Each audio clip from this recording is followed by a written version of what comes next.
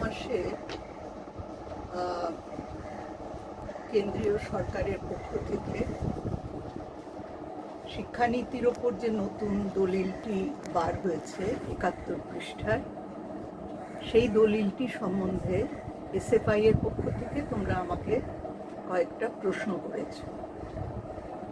আমি এখানে তোমাদের সেই প্রশ্নগুলিরই মোটামুটি উত্তর দেব। তোমাদের প্রথম প্রশ্নটা ছিল যে এই দলিলটাতে নতুন কি আছে, আগেকার শিক্ষানীতির সঙ্গে এটার কি তফাৎ এবং এটার মূল বৈশিষ্ট্য কি, আগেকার শিক্ষানীতিতে কি ভুল ছিল বা ত্রুটি ছিল যা এখানে মেরামত করার চেষ্টা করা হচ্ছে। এই শিক্ষানীতি নতুন এই অর্থে যে এটা আগেকার সমস্ত দলিলের দৃষ্টিভঙ্গির থেকে একেবারে উল্টো দিকে যাচ্ছে। যখন ভারত স্বাধীন হলো তখন শিক্ষা একটি সাংবিধানিক অধিকার হিসাবে স্বীকৃতি পায় এবং সেই শিক্ষার অধিকারকে রূপায়িত করার জন্য, যাতে মানুষের কাছে তাকে পৌঁছে দেওয়া যায়, সেই জন্য একটি পাবলিক এডুকেশন সিস্টেম গড়ে তুলতে সরকার প্রতিশ্রুতিবদ্ধ ছিল। আমরা এটাকে বাংলায় বলতে পারি জনপোষিত শিক্ষা ব্যবস্থা। জনপোষিত এই অর্থে যে সরকারের কোষাগারে জনসাধারণের যে অর্থ থাকে সেই অর্থ দিয়েই তাদের সবার সমান অগ্রগতি সুনিশ্চিত করার জন্য একটা শিক্ষা ব্যবস্থা। এখন আমরা যেটুকু জানি, এই পাবলিক এডুকেশন ছাড়া ভারতবর্ষের মতো একটা দেশে সত্যি সত্যি সবার কাছে শিক্ষার অধিকার পৌঁছে দেওয়ার অন্য কোনো উপায় নেই। আমাকে যদি এক কথায় বলতে হয় যে নতুন শিক্ষানীতির মূল লক্ষ্যটা কি, তার মূল কথাটা কি, তাহলে আমি বলবো যে আমাদের দেশে এই জনপোষিত শিক্ষা ব্যবস্থার যেটুকু পরিকাঠামো তৈরি হয়েছে বা যেটুকু এখনো বাকি আছে, সেটাকে একেবারে ধ্বংস করাটাই হলো এর উদ্দেশ্য। এরকম মোহ রেখে কোনো লাভ নেই যে মোটামুটি ধাঁচাটা থেকে যাবে, তার উপরে কিছু কিছু উন্নয়ন করা হবে বা তার কিছু কিছু পরিবর্তন করা হবে। এটা একটা সম্পূর্ণ রদবদলের দিকে আমাদের শিক্ষা ব্যবস্থাকে নিয়ে যাচ্ছে। তার প্রমাণ হলো যে আমরা দেখছি যে বেসরকারি পুঁজির কাছে শিক্ষা ব্যবস্থাকে সম্পূর্ণ মুক্ত করে দেবার ব্যবস্থা এর মধ্যে রয়েছে। তার ফলে দেশের অধিকাংশ মানুষের হাতের বাইরে চলে যাবে শিক্ষা। যেটুকু থাকবে তাতে শিক্ষার যেটা প্রকৃত উদ্দেশ্য, অর্থাৎ সুস্থ দেহ মনের, স্বাধীন চেতা, স্বাধীন চিন্তার মানুষ তৈরি করা, সেটা কখনোই হবে না। এই দলিলের মধ্যে সরকারি বিনিয়োগ, পর্যাপ্ত বিনিয়োগ, তার কি ব্যবস্থা করা হবে সেরকম কোনো কথা নেই। এমনকি ওই জিডিপির সেই বহু আলোচিত 6%-এর কথা, সেটাও কিন্তু এখনো তারা প্রতিশ্রুতির স্তরেই রেখে দিয়েছে। আমরা দেখছি যে বেসরকারি বিনিয়োগের ওপর একটা প্রচণ্ড গুরুত্ব দেওয়া হচ্ছে।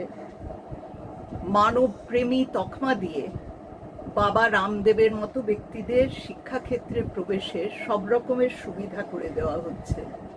এমনকি বিদেশি বিদ্যালয়কে এদেশের শিক্ষার ব্যবসা করার অনুমতি এটাও দেওয়ার প্রস্তাব রয়েছে। তা এই সব কিছুতেই তো তাদের ঝুলির বেড়ালটা বেরিয়ে পড়েছে। প্রশ্ন করা যায় যে স্বাধীনতার পরে এতগুলো বছর কেটে গেল, তাহলে এতগুলো বছরেও আমরা এই পাবলিক এডুকেশনের একটা সন্তোষজনক কাঠামো কেন গড়ে তুলতে পারলাম না? হ্যাঁ, আমাদের খামতি তো ছিলই, অনেক খামতি ছিল, এবং তার একটা মূল কারণ আমার মনে হয় এই যে সাংবিধানিক অধিকার হিসাবে শিক্ষা স্বীকৃত হয়েছিল ঠিকই, কিন্তু একেবারে প্রথম পর্বের পরে, স্বাধীনতার পরে যে প্রথম কয়েকটা বছর, সেই প্রথম দিকে ছাড়া শিক্ষাক্ষেত্রে পর্যাপ্ত বিনিয়োগ করতে সব সরকারেরই একটা অনীহা ছিল, প্রবল অনীহা ছিল। এটা কিন্তু ধরাই ছিল যে যতই বেশি মানুষ শিক্ষাক্ষেত্রে প্রবেশ করবে ততই শিক্ষাতে বিনিয়োগ আরো বেশি করে করতে হবে। আগেকার দলিলগুলো দেখলে কথা আমরা পাই।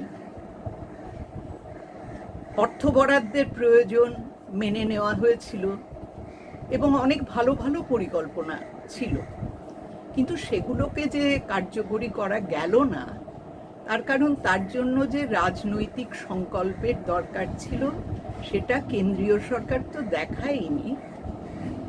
রাজ্য সরকারগুলির মধ্যেও আমরা যদি কেরালার কথা ছেড়ে দিই, আমরা যদি বামফ্রন্টের আমলে পশ্চিমবঙ্গ, ত্রিপুরার কথা ছেড়ে দিই, আরও দু একটি রাজ্যের কথা যদি আমরা ছেড়ে দিই, সাধারণভাবে কিন্তু রাজ্যগুলির ক্ষেত্রেও এই রাজনৈতিক সংকল্পের বিশেষ চিহ্ন দেখা যায়নি। এবং আমাদের শিক্ষা ব্যবস্থার আগেকার যে খামতি, সেগুলো এই কারণেই ছিল। তা 1986 সালের নয়া শিক্ষানীতি যেটাকে বলা হয়েছিল, সেটার মধ্যে আমরা প্রথম উল্টো দিকে একটা টান দেখতে পেলাম শিক্ষার বেসরকারীকরণের পক্ষে, যখন এই পাবলিক এডুকেশন সিস্টেমকে কিছুটা যেন বোঝা বলে ভাবা শুরু হলো।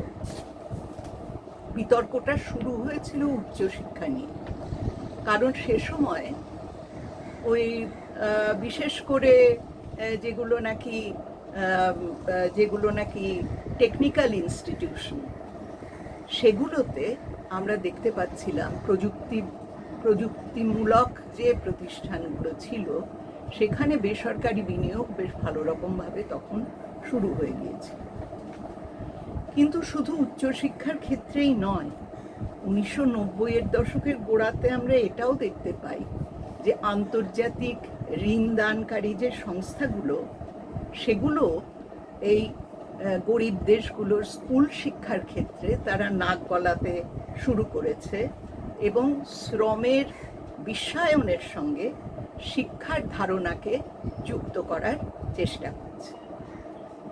সবার জন্য শিক্ষা, এই ডাকটা দেওয়া হয়েছিল 1990 সালে থাইল্যান্ডের জমতিয়েনে যে আন্তর্জাতিক শিক্ষা সম্মেলন হয়েছিল সেখানে।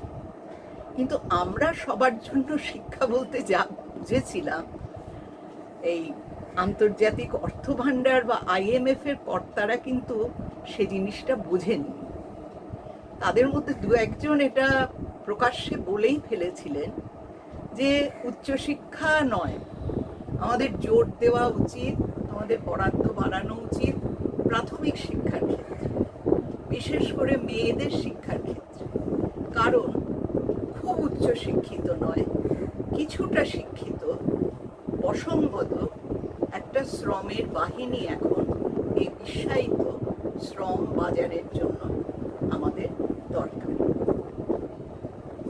তা সেই থেকে যে প্রক্রিয়াটা শুরু হলো, অনেক টানাপোড়েনের মধ্যে দিয়ে গিয়ে আজ আমরা একটা চূড়ান্ত স্বৈরতান্ত্রিক সরকারের আমলে দাঁড়িয়ে দেখছি যে সেটাকে সম্পূর্ণভাবে পরিত্যাগ করার একটা প্রচেষ্টা এই দলিলে প্রকাশ পেয়েছে। তবে এত কিছু সত্ত্বেও কিন্তু এই জনপ্রসিদ্ধ শিক্ষা ব্যবস্থার যে মানবিক মুখোশটি রয়েছে, সেটা রাষ্ট্র একটানে খুলে ফেলতে পারছে না। তাই আদতে এই দলিল সম্পূর্ণ অন্য পথে গেলেও জনপোষিত শিক্ষাকে কোনো কোনো দলিলের কোনো কোনো জায়গায় কিছু মৌখিক স্বীকৃতি অন্তত দিতে হয়েছে। পরের প্রশ্নটি হলো এমপ্লয়েবিলিটির দাবি নিয়ে। অর্থাৎ বলা হচ্ছে যে এই শিক্ষানীতি চালু হলে কাজের ক্ষেত্রে যোগ্যতা অনেক বেশি বৃদ্ধি পাবে। একটা জিনিস মনে রাখতে হবে যে being employable and being employed, এই দুটোর মধ্যে কিন্তু একটা আকাশ পাতাল তফাৎ আছে। যেখানে সর্বক্ষেত্রে কর্ম সংকোচন হচ্ছে, সেখানে এমপ্লয়েবিলিটির প্রশ্নটা তার কতটা অর্থ আছে আমি খুব বুঝতে পারছি না। এমনকি শিক্ষার ক্ষেত্রেও যেখানে বলা হচ্ছে যে সমস্ত খালি পদগুলো পূর্ণ করা হবে, সেখানেও শিক্ষকদের স্থায়ী নিয়োগ, প্রমোশন ইত্যাদি নিয়ে এমন সব শর্ত রাখা হয়েছে উৎকর্ষের নামে যে সেখানেও কতটা কাজের সংস্থান তৈরি হবে তা নিয়ে সংশয় আছে। তাহলে এই যে যোগ্যতা বৃদ্ধির কথাটা হচ্ছে, তার মানেটা কি? কিসের জন্য এই যোগ্যতা বৃদ্ধি? আমরা কেন দেখছি যে প্রাথমিক স্তরে 3 বছরের বাচ্চাদের স্কুল রেডি করার প্রশ্ন উঠছে? এটা কি হীরক রাজার দেশের মগজ ধোলাইয়ের যন্ত্রের মতো শোনাচ্ছে না একটু? ক্লাস 2তেই নাকি বাচ্চাদের লিটারেসি নিউমারেসি রপ্ত হয়ে যাবে। আর তাছাড়া বাচ্চারা যা শেখে বই থেকে নয়, পরিপার্শ্ব থেকে, হাঁটা চলা থেকে, অন্যদের সঙ্গে কথা বলা থেকে, খেলাধুলো থেকে যা শেখে, সেগুলোর সম্বন্ধে কিন্তু কোনো কথাই নেই। লিটারেসি আবার একাধিক ভাষায়, কারণ বাচ্চাদের নাকি ভাষা শেখার ক্ষমতা অফুরন্ত। সুতরাং তাদের এক্সপোজ করতে হবে ওই 3 বছর বয়স থেকেই একাধিক ভাষার সামনে। এবং এখানে কার্যত যেটা করা হয়েছে সেটা হলো বাচ্চাদের যে ভাষা পরিপার্শ্ব থেকে আহরণ করার ক্ষমতা, অ্যাকুইজিশনের ক্ষমতা, তার সঙ্গে ভাষা শিক্ষাকে ইচ্ছে করে গুলিয়ে দেওয়া হয়েছে। তার কারণ এই বাচ্চাদের স্কুল রেডি করার নামে এমন একটা ছাঁচের কথা ভাবা হচ্ছে যেটা নাকি খুব কঠোর একটা ছাঁচ, এবং সেটা মাধ্যমিক স্তর থেকে, অর্থাৎ যেটা ক্লাস 8 থেকে ক্লাস 12 পর্যন্ত, সেই স্তর থেকে আরও বেশি স্পষ্ট হয়ে যাচ্ছে। সেখানে আমরা যে নতুন কথাগুলো পাচ্ছি সেগুলো হলো, তার একটা হলো ফ্লেক্সিবিলিটি। অর্থাৎ বলা হচ্ছে যে এই যে সব ইতিহাস, ভূগোল, পদার্থবিদ্যা, এই যে সব আলাদা আলাদা সব জ্ঞানের ভাণ্ড রয়েছে, এই জ্ঞানের ভাণ্ডগুলোকে সব ভেঙে দিতে হবে। কোনোটাকে তার মধ্যে বেশি প্রাধান্য দেওয়া, কোনোটাকে কম প্রাধান্য দেওয়া, সেটা চলবে না। তাদের মধ্যে কোনো তফাৎ রাখা চলবে না। এটাকে বলা হচ্ছে ডিসিপ্লিনারিটি। এবং এই যে মাল্টিডিসিপ্লিনারিটি, এই যে বিষয় বেছে নেওয়ার স্বাধীনতা, যে বিষয় এই আমরা যে জ্ঞানের যে বিভিন্ন ডিসিপ্লিনগুলো যেগুলো আমরা জানি, সেগুলোর সঙ্গে কিন্তু তার সাযুজ্য নেই। তার বাইরে বেরিয়ে সে ভাণ্ডগুলোকে ভেঙে ফেলেই সেই স্বাধীনতা। তাই এটাকে আমরা বলতে পারি এক ধরনের ক্যাফেটেরিয়া অ্যাপ্রোচ। অর্থাৎ ক্যাফেটেরিয়ার তাকে যেরকম রকমারি খাদ্যবস্তু সাজানো থাকে, সেরকম এখানে নানা রকমের কোর্স, সেগুলো তাকে তাকে সাজানো আছে। এবং আমি যত বেশি ধরনের খাদ্য গ্রহণ করতে পারবো, ততই আমার যোগ্যতা বৃদ্ধি হবে। তাতে নাইবা গেল আমার খিদে, আর হলোই বা বদহজম। স্কুল কলেজগুলো তাহলে ক্যাফেটেরিয়াতে পরিণত হবে, এবং সেখানে কে কত বেশি কোর্স দিতে পারে কত সহজে, এমনকি সেগুলো অবৈজ্ঞানিক ভাষা ভুয়ো কোর্স হলেও এটার উপরেই জোর পড়বে। এর উদ্দেশ্য কিন্তু একটাই, মাধ্যমিক পাশ করে বা কলেজে 1, 2 বা 4 বছর কাটিয়ে যারা বেরোবে, দেখা যাবে যে কোনো একটি বিষয়ে গভীরে না জেনে অনেক বিষয়ে তারা একটু আধটু জানবে। বৃত্তি শিক্ষার ব্যাপারটাও কিন্তু এরকমই। বৃত্তি শিক্ষাকে আমরা কিন্তু তার যে সদর্থক দিকগুলো, সেগুলো আমাদের কথা ভাবতে হবে। আমাদের ভাবতে হবে রবীন্দ্রনাথ ব্রহ্মচর্যাশ্রমে যে হাতের কাজের মর্যাদা, তার সেটা জন্য যে সমস্ত পরীক্ষা নিরীক্ষা করেছিলেন, গান্ধীজির নই তালিমের কথা আমাদের ভাবতে হবে। কিন্তু এখানে কিন্তু ব্যাপারটা সম্পূর্ণ আলাদা। বৃত্তি শিক্ষাও অন্যান্য বিষয়ের মতোই একটু আধটু ভাষা ভাষা করে জ্ঞান সেটা ছাত্রদের কাছে পৌঁছে দেওয়া হবে। আসলে ব্যাপার হলো যে বিশ্বায়িত কাজের বাজারে কাজের কোনো নিশ্চয়তা নেই। সেখানে আমি যদি একটা বিষয়ে বিশেষজ্ঞ হয়ে বেরোই, তাহলে হয়তো আমি বেরিয়ে দেখতে পাবো যে আমার বিষয়টার কোনো চাহিদাই নেই। কিন্তু আমি যদি অনেকগুলো বিষয়ে একটু একটু করে জানি, তাহলে এই শ্রমের বাজারে যেখানে যখন চাহিদাটা বাড়বে সেখানে আমি ছুটে গিয়ে হামলে পড়তে পারবো, সেখানে একটা কিছু কাজ জোগাড় করে নিতে পারবো। এটাই কিন্তু যে এমপ্লয়াবিলিটির কথা বলা হচ্ছে সেটার আসল অর্থ। হ্যাঁ, শিশুশ্রম বাড়বে, কিন্তু সেটা স্কুল স্তরে বৃত্তি শিক্ষার কথা বলা হয়েছে বলে নয়। শিশুশ্রম বাড়বে কারণ শিক্ষার খরচ বাড়বে, আর ছাত্রদেরই তা বহন করতে হবে। তার ফলে স্কুল ছুট বাড়বে। আর যদি সারা দেশে দারিদ্র আর কর্মহীনতা বৃদ্ধি পায়, তাহলে পরে শ্রমজীবী পরিবারগুলোতে তো বাচ্চাদের শ্রম তো ব্যবহার হবেই। শিশু শ্রম আইনে মোদির আমলে যে সংশোধনী আনা হয়েছে, তার তো মূল কথাটাই সেটা, সেই ব্যবস্থা তো করেই রাখা আছে। কাজেই শিশু শ্রম নিশ্চয়ই বাড়বে। কত মিনিট? এরপরের প্রশ্নটি ভাষা শিক্ষা নিয়ে, মানে ত্রিভাষা সূত্রের মধ্য দিয়ে এই হিন্দি, হিন্দু, হিন্দুস্থান এই জিনিসটা শিক্ষা ব্যবস্থার মধ্যে ঢুকিয়ে দেবার চেষ্টা করা হচ্ছে নাকি, সেটা নিয়ে আমাদের মনে একটা সন্দেহ রয়েছে। আমি যেটা বলবো সেটা হলো যে ভারতের যে বহুভাষিকতা, সেটা তো আমাদের একটা সম্পদ, এবং ভাষা শিখতে আপত্তি কোথায় যদি সেটাকে বৈজ্ঞানিক পদ্ধতিতে শেখানো হয়। হিন্দি শিখতেই বা আপত্তি কি? হিন্দি তো ভারতবর্ষের বহু মানুষের ভাষা এবং একটা যথেষ্ট সমৃদ্ধ ভাষা। বস্তুত দক্ষিণ ভারতে অনেক সময় আমরা যেটা ত্রিভাষা সূত্রের যে বিরোধিতাটা দেখি, তার সঙ্গে আমি একমত নই।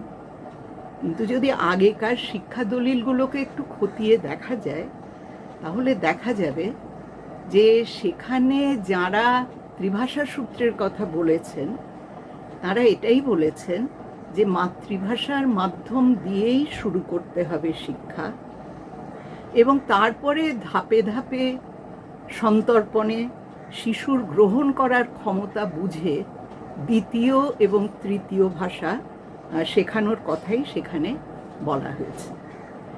এমনকি এই আগেকার সব দলিলে কিন্তু হিন্দিকেও রাজভাষার অনন্য গুরুত্বটা দেওয়া হয়নি।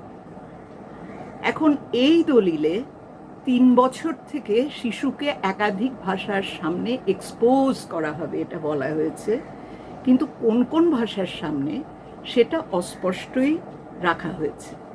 কিন্তু দলিলের যে সামগ্রিক দৃষ্টিভঙ্গি, সেটাই আমাদের মনে এই সন্দেহটা জাগাচ্ছে, যেটা খুবই সঙ্গত।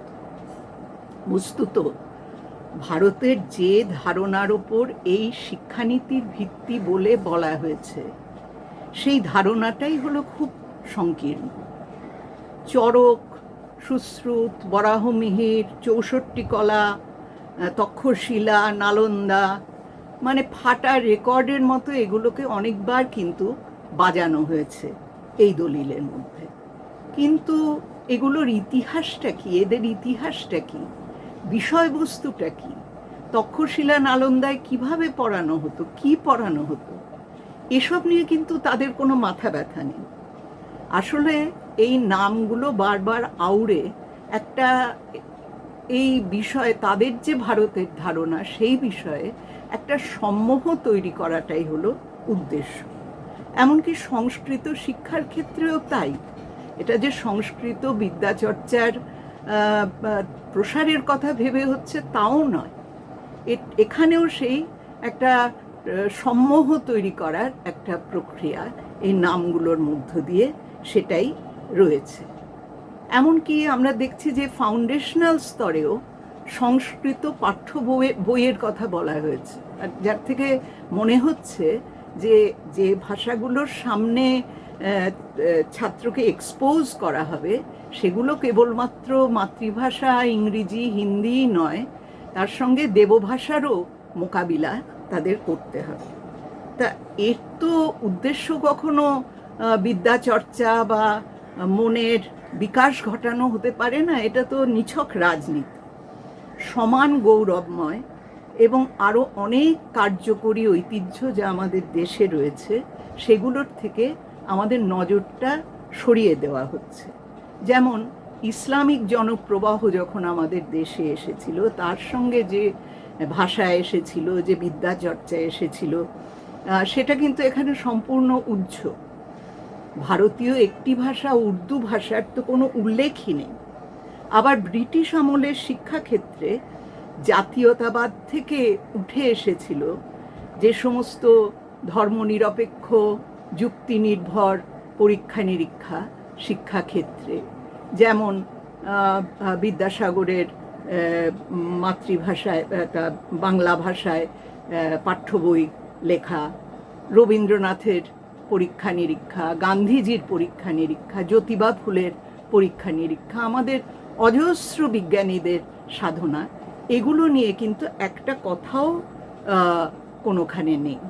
সুতরাং এই ভারতের ধারণাটা যে একটা সম্পূর্ণ অসম্পূর্ণ সংকীর্ণ ধারণা, সেই কারণেই কিন্তু আমাদের মনে এই সন্দেহটা হচ্ছে যে একটা অন্য ধরনের মতাদর্শ আমাদের ওপর চাপিয়ে দেবার চেষ্টা এই ব্যবস্থার মধ্য দিয়ে করা হবে। এরপরের প্রশ্নটা হলো শিক্ষাক্ষেত্রে, বিশেষত উচ্চশিক্ষাক্ষেত্রে স্বশাসন নিয়ে। কারণ এই দলিলটাতে আমরা দেখতে পাচ্ছি যে স্বশাসন কথাটি কিন্তু বিশেষ করে উচ্চশিক্ষা স্তরে খুবই গুরুত্ব পেয়েছে। তবে এটাও মনে রাখতে হবে যে এ ব্যাপারে মোদিজি যে শেষতম বচনটি দিয়েছেন, সেটা হলো যে তোমরা আমাকে উৎকর্ষ দাও, তাহলেই আমি তোমাদের স্বাধীনতা দেব। এটা তিনি এই নতুন শিক্ষানীতির বিষয়ে বলতে গিয়ে তিনি একথা বলেছেন। তিনি ভুলে গেছেন যে একটা স্বাধীন দেশে তার কিন্তু কাউকে বা কোনো প্রতিষ্ঠানকে স্বাধীনতা দেবার কোনো এখতিয়ারই নেই। আর তাছাড়া যদি পরিচালনের স্বাধীনতা না থাকে, যদি অভ্যন্তরীণ গণতন্ত্র না থাকে, তাহলে পরে শিক্ষা প্রতিষ্ঠানে উৎকর্ষ আসতে পারে না। এটা আমরা বারবার বিভিন্ন জায়গায় সেই ব্রিটিশ আমল থেকে এটা আমরা দেখে আসছি। আমাদের শিক্ষাবিদরা এটা নিয়ে অনেক লড়াই করেছেন। কিন্তু সে ধরনের স্বশাসন এবং গণতন্ত্র যদি দেওয়া হয়, তাহলে পরে এই যে জনপোষিত প্রতিষ্ঠানগুলি, পাবলিক এডুকেশনাল ইনস্টিটিউশনগুলো, তারা তো প্রতিবাদ করবে তাদের বাজারি প্রতিযোগিতায় নামিয়ে দেবার বিরুদ্ধে। তাদের গলা টিপে ধরা দরকার। সেই জন্য একটি সর্বশক্তিমান গভর্নিং বডির হাতে এই উচ্চশিক্ষা প্রতিষ্ঠানগুলির পরিচালনার ভার দেওয়ার কথা বলা হয়েছে। সেই গভর্নিং বডির মধ্যে এমনকি ভেতরের লোক যারা শিক্ষক ছাত্র, তাদের কোনো কথা তো নেই, এমনকি শিক্ষাবিদরা থাকবেন কিনা সে উল্লেখও নেই। প্রতিষ্ঠানের ভিতরের কারো কোনো প্রতিনিধিত্ব থাকবে কিনা সে কথাও নেই। স্বশাসন মানে এখানে তাহলে যে এমন একটা কেন্দ্রীভূত প্রশাসন ব্যবস্থা যেখানে আর কারো কাছে কোনো জবাবদিহি করার কোনো দরকার নেই। এর সঙ্গে তোমরা যে প্রশ্নটা করেছো সেটা তো খুবই গুরুত্বপূর্ণ, যে এই স্বশাসনের নামে ডিগ্রি কলেজগুলোর কার্যত বেসরকারীকরণের ব্যবস্থা করা হচ্ছে, সেটা ঠিক কথা। কারণ এই যে হয় বারো নয় মরো, এই যে উচ্চশিক্ষা প্রতিষ্ঠানগুলোকে যে এই ফতোয়াটা দেওয়া হয়েছে, এই যে নীতি, এই নীতির সামনে বিশেষ করে ডিগ্রি কলেজগুলো তো বাধ্য হবে এই নীতির কোপে পড়ে ছাত্রদের কাছ থেকেই তাদের খরচটা ওঠাতে, যত বেশি পারে কোর্স খুলতে এবং ডিগ্রি দেওয়ার দোকানে পরিণত হবে। এর সঙ্গে স্বশাসনেরও কোনো সম্পর্ক নেই, শিক্ষারও কোনো সম্পর্ক নেই। তোমরা কেন্দ্রীকরণের প্রশ্ন তুলেছ, তোমরা রাজ্যগুলোকে যে দায়িত্ব দেওয়ার কথা ছিল সেগুলো দেওয়া হয়নি, রাজ্যগুলোকে এর বাইরে রেখে দেওয়া হয়েছে, সেই প্রশ্নটা তুলেছ। আসলে যেটা আমরা দেখতে পাচ্ছি সেটা হলো ওই আগের প্রশ্নের উত্তরে আমি যেটা বললাম, যে স্বশাসন মানে স্বশাসন নয়। স্বশাসনটা হলো আসলে ক্ষমতার একটা ভয়াবহ কেন্দ্রীকরণ। এমনকি স্কুল স্তরেও আমরা দেখছি স্কুল কমপ্লেক্স তৈরি করা হবে একটা এলাকাতে, সমস্ত প্রাইমারি স্কুলগুলোকে একটি মাধ্যমিক স্কুলের আওতায় এনে সম্পদের যৌথ ব্যবহারের নামে সেখানে কার্যত দুর্বল স্কুলগুলোর জন্য যথেষ্ট বরাদ্দ না রেখে তাদের আরও দুর্বল করে দেওয়া হবে। বলা হবে যে আমরা ইনপুটের সদ্ব্যবহার করছি, ইনপুটের চাইতে আউটপুটটা অনেক বেশি গুরুত্বপূর্ণ। কিন্তু প্রয়োজনীয় ইনপুট ছাড়া যেগুলো তথাকথিত দুর্বল স্কুল, দূরবর্তী এলাকার গরিব এলাকার স্কুল, সেই ইনপুট ছাড়া তারা তো আরও দুর্বল থেকে দুর্বলতর হয়ে যাবে এবং শেষ পর্যন্ত উঠে যাবে। এর সঙ্গে আমরা দেখছি কেন্দ্রীয়ভাবে পাঠ্যপুস্তক করার একটা অদ্ভুত, একটা অ্যাবসার্ড একটা প্রস্তাব। আমরা দেখছি কলেজে ঢুকতে হলে একটা কেন্দ্রীয় পরীক্ষা সংস্থা থেকে পরীক্ষা দিয়ে তারপরে উচ্চশিক্ষার ক্ষেত্রে ঢুকতে হবে। এগুলোর তো কোনো মানে যুক্তিও তারা দেখাতে পারছেন না যে কেন এগুলো হবে। আর সবচাইতে যেখানে এই কেন্দ্রীকরণের যেটা সেরা উদাহরণ আমরা পাচ্ছি সেটা হলো উচ্চশিক্ষায়, যেখানে একটি কেন্দ্রীভূত জাতীয় শিক্ষা কমিশন, তার অধীনে থাকবে এই পুরো শিক্ষা ব্যবস্থা। যেটা কস্তুরী রঙ্গন কমিটির রিপোর্ট, সেখানে বলা হয়েছিল যে প্রধানমন্ত্রী এর মাথায় থাকবেন। এই দলিলে অবশ্য সেটা স্পষ্ট করে বলা হয়নি, কিন্তু তা সত্ত্বেও কোথাও বলা হয়নি যে কেন্দ্রীয় সরকারের অধীনে থাকবে। এটা ছাড়া এই জাতীয় শিক্ষা কমিশনের চরিত্রটা আর কি? মানে সেখানে কি শিক্ষাবিদরা থাকবেন? সেখানে নিয়ম নীতিগুলো কিভাবে তৈরি হবে? অনুমোদনের জন্য, গ্রান্ট পাওয়ার জন্য সেখানে কি ব্যবস্থা করা হবে? এই একটি কমিশনের 4টি বাহু থাকবে, সেই 4টি বাহুর মধ্য দিয়েই অনুমোদন, পাঠ্যক্রম, পরীক্ষা ব্যবস্থা, স্কলারশিপ সব কিছু কেন্দ্র থেকে নিয়ন্ত্রিত হবে। রাজ্যের প্রতিনিধিত্বের কোনো উল্লেখ নেই এই জাতীয় শিক্ষা কমিশনের সম্বন্ধে যা বলা আছে সেখানে। এবং এরা যা বলবে তার থেকে যদি কোনো প্রতিষ্ঠানের কোনো বিচ্যুতি হয় তাহলেই তো মাথা কাটা যাওয়ার সম্ভাবনা। অথচ অন্যদিকে কিন্তু আমরা দেখছি যে বেসরকারি বিনিয়োগকারীদের জন্য সব কিছু অনেক শিথিল করে দেওয়া হচ্ছে, এমনকি শিক্ষার অধিকার আইনও তাদের জন্য শিথিল করে দেওয়া হচ্ছে, তাদের হরেক রকম সুবিধা দেওয়া হচ্ছে, তাদের নিয়ন্ত্রণটা স্বনিয়ন্ত্রণ এইরকমই বলা হচ্ছে।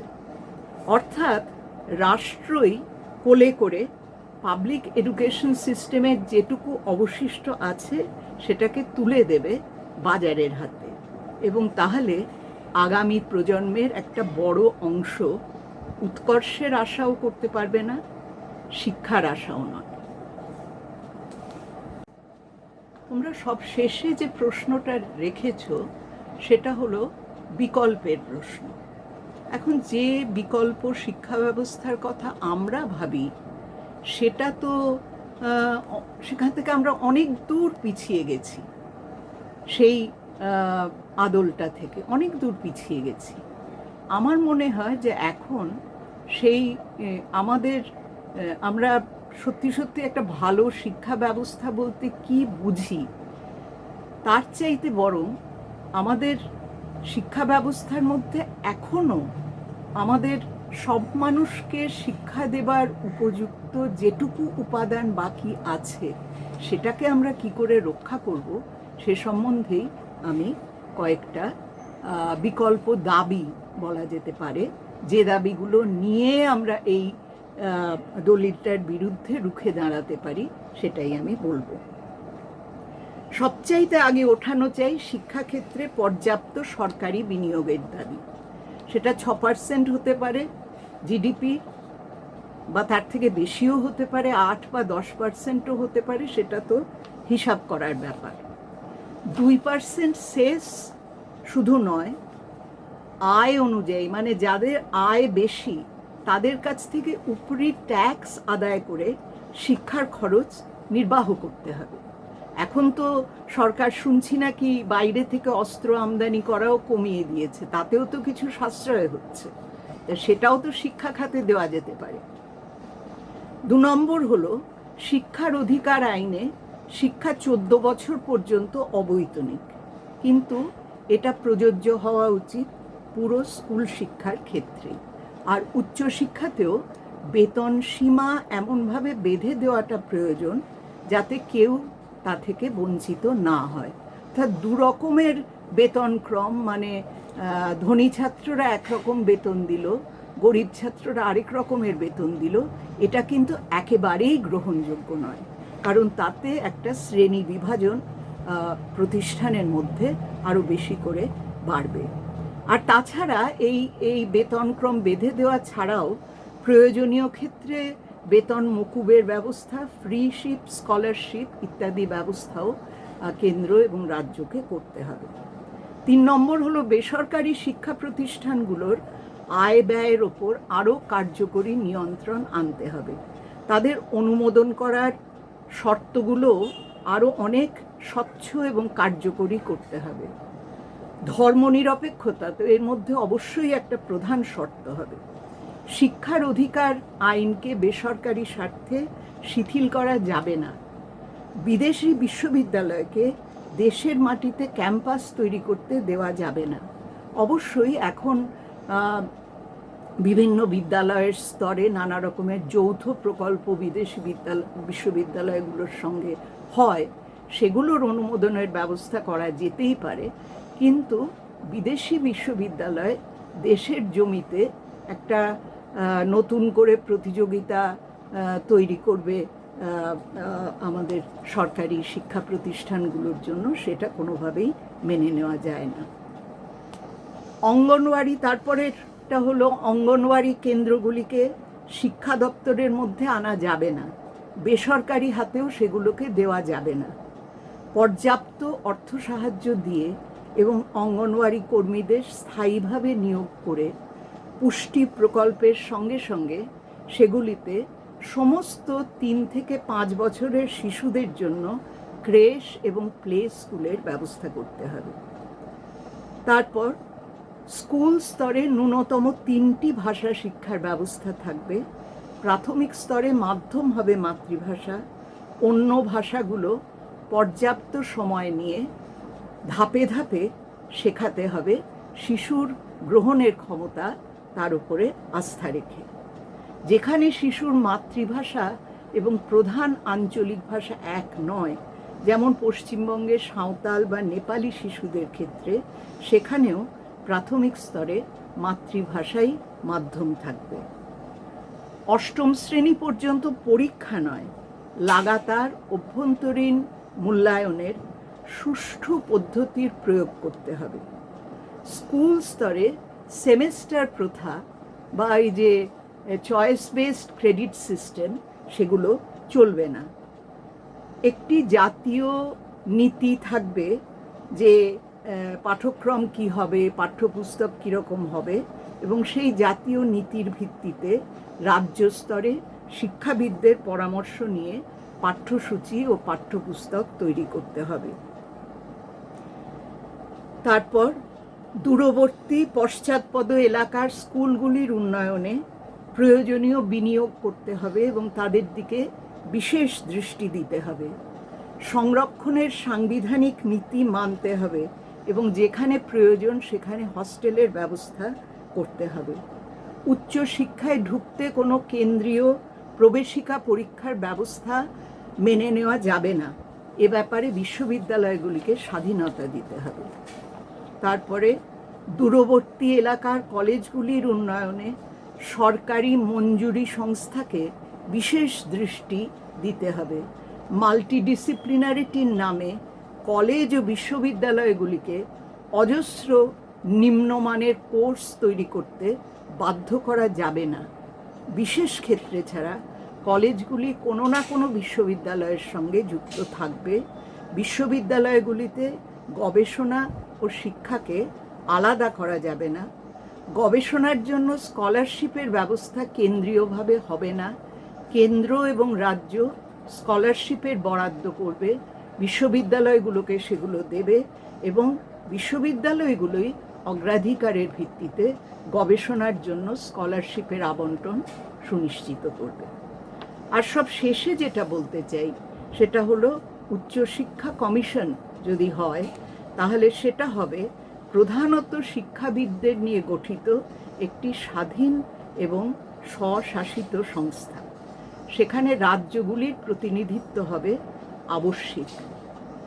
রাজ্যে বা কেন্দ্রে উচ্চশিক্ষা প্রতিষ্ঠানে সর্বোচ্চ প্রশাসনিক সংস্থাগুলিতে মানে গভর্নিং বডিগুলিতে শিক্ষক এবং যেখানে প্রয়োজন ছাত্রদের প্রতিনিধিত্ব রাখতে হবে এবং অভ্যন্তরীণ গণতন্ত্রই সেখানে আইন কানুন তৈরি, নিয়োগ, পরীক্ষা ব্যবস্থা এবং দৈনন্দিন পরিচালনায় স্বচ্ছতা এবং নিয়মানুগতা বজায় রাখবে। তার দায়িত্বটা কোনো সর্বশক্তিমান গভর্নিং বডির হাতে দেওয়া যাবে না। আমি তোমাদের অনুরোধ করছি এই দাবিগুলো তোমরা তোলো।